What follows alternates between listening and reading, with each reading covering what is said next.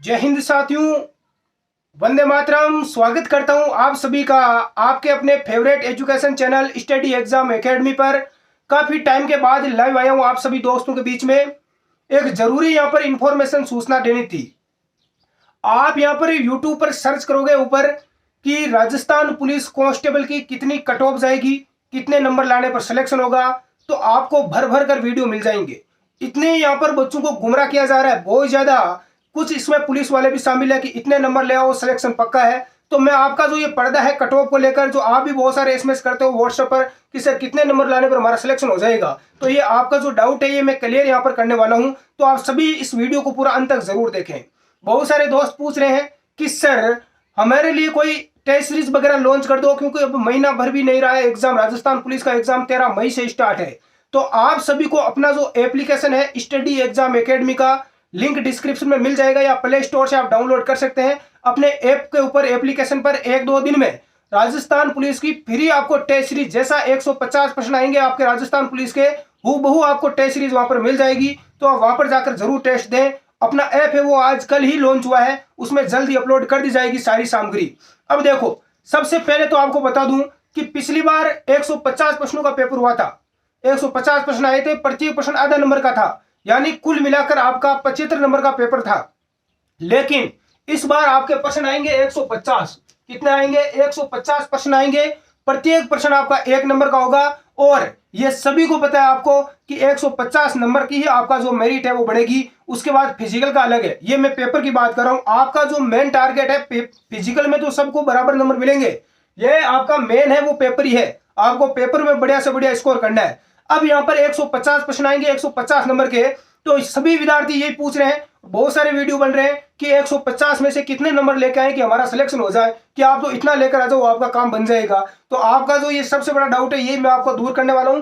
प्रत्येक category wise मैं आपको बताने वाला हूं कि भाई किस कैटेगरी में आपको कितना स्कोर करना होगा, या किस प्रकार से आपकी मेरिट बढ़ेगी।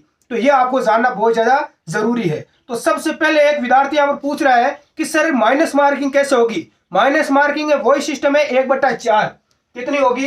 1/4 आपकी वही माइनस मार्किंग होगी जो पिछली बार हुई थी। यानी 4 प्रश्न आपका गलत होने पर, 4 प्रश्न आपके गलत होने पर आपका 1 प्रश्न है वो कट कर दिया जाएगा। 1/4 माइनस मार्किंग होगी।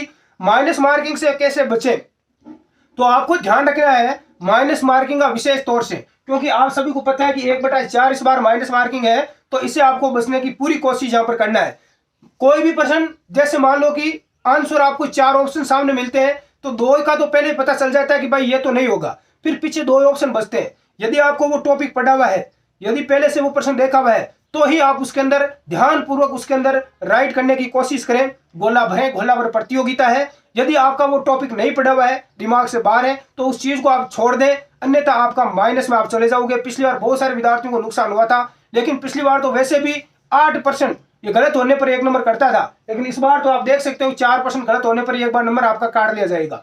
तो इसलिए आप विशेष तौर से माइनस मार्किंग से बचने की पूरी कोशिश करें। ओ मार्क शीट को कैसे पढ़ना है वो मैं एक दिन आपको अलग से वीडियो बनाकर, जब आपका एग्जाम होगा उससे 5-7 दिन पहले आपको बता दूंगा। पूरी होमवर्क शीट आपके सामने लाकर रख दूंगा और आपको स्पष्ट रूप से बता दूंगा किस प्रकार से आपको होमवर्क शीट बनना है। फिर भी आपका यदि कोई डाउट है कांस्टेबल भर्ती परीक्षा को लेकर, तो हम मेरे ये व्हाट्सएप नंबर दे रखे हैं, इस पर आप एसएमएस करके नंबर सेव करके आप व्हाट्सएप पर भी जुड़ सकते हैं। अब साथियों बात करते हैं कि किस प्रकार से आपकी मेरिट रहेगी। आपका मेन फोकस आपका पेपर होना चाहिए। बहुत सारे विद्यार्थी अभी फिजिकल की तैयारी स्टार्ट कर दी है, तो फिजिकल में आपको खूब टाइम मिलेगा। पहले आप पेपर पर ही ध्यान दें। आप एक जगह बैठकर, चाहे लाइब्रेरी में है, चाहे घर पे है, कोचिंग में है, कहीं पर भी है, आप सेल्फ स्टडी करें। जितना हो सके उतना घंटा पढ़ाई करें, आपके लिए बेस्ट रहेगा। साथ में आप करंट अफेयर्स की बुक भी लेके आ जाए मार्केट से। मूमल वगैरह की बहुत सारी बुक्स आती है क्रोनोलॉजी की, तो वो बुक्स आप पढ़ें, वो ही आपके लिए बेस्ट रहेगा करंट अफेयर्स के लिए। अब यहाँ पर हम बात करते हैं कि सबसे पहले बता दूं कि अभी यहाँ पर कोई भी कंफर्म नहीं कह सकता कि भाई कट ऑफ कितनी रहेगी। तो फिर मैं ये वीडियो क्यों लेके आया हूं?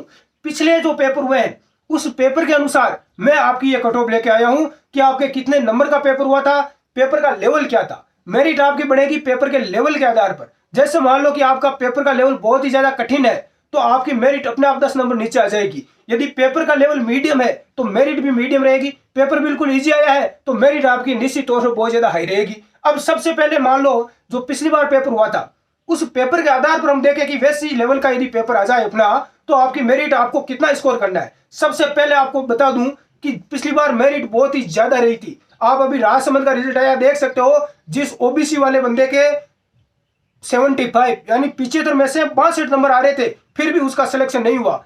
75 में से 62, यदि हम 150 में से देखें तो आप यहाँ पर देख सकते हैं 124-25 नंबर, 150 में से 125 नंबर वाले का सिलेक्शन नहीं हो रहा था पिछली बार के मेरिट के आधार पर राजसमंद जिले से। तो आप देख सकते हैं मेरिट कितनी गई है।